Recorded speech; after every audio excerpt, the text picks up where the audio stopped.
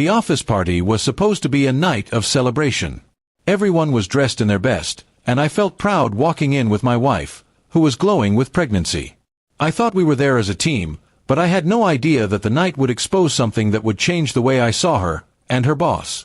At first, things seemed normal.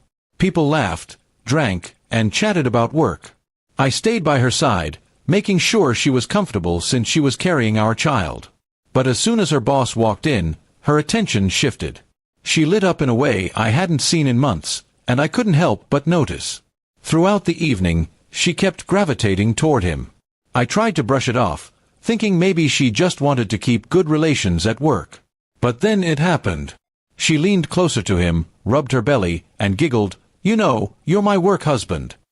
The room froze in my head, even if no one else seemed to care. I stood there, stunned.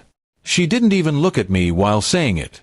She said it with pride, like it was an inside joke they had shared many times before. My heart sank, but I didn't make a scene. Not yet.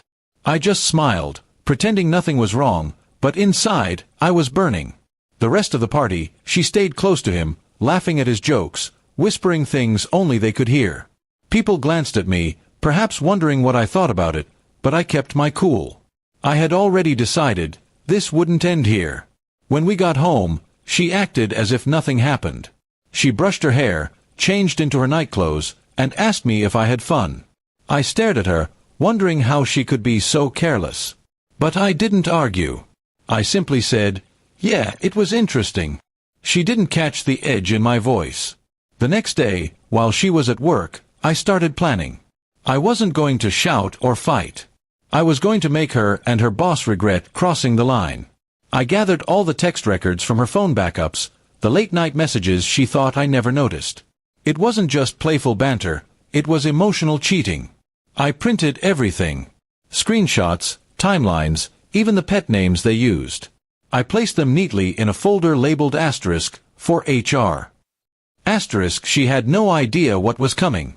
At the next office gathering, I made sure to attend again. This time, I walked in with the folder in hand.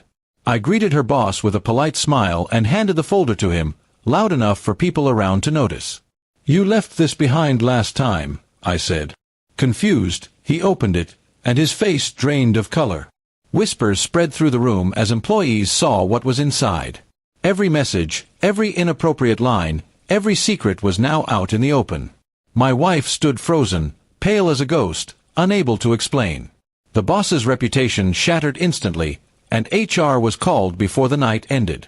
My wife tried to pull me aside, begging me to explain why I did it. I looked her in the eye and said, "Because you called another man your husband while carrying my child." That was the last straw. She had no words. The fallout was swift. Her boss was suspended pending investigation. My wife's credibility at work was destroyed. She realized too late that the attention she craved came at a cost. At home, I packed a bag and told her I needed space. "You wanted a work husband," I said coldly. "Now you can see what it feels like without a real one beside you." Her tears didn't move me. She begged for forgiveness, promised it was just a joke, nothing serious. But I knew better. Words reveal truth, especially careless ones. My revenge wasn't loud or violent. It was calculated, devastating, and final. In the end, she lost her pride, her boss lost his career, and I walked away with my dignity intact. The office party was supposed to be about celebration, but for me, it became the stage for justice. That night, I didn't just take revenge, I took back my self-respect.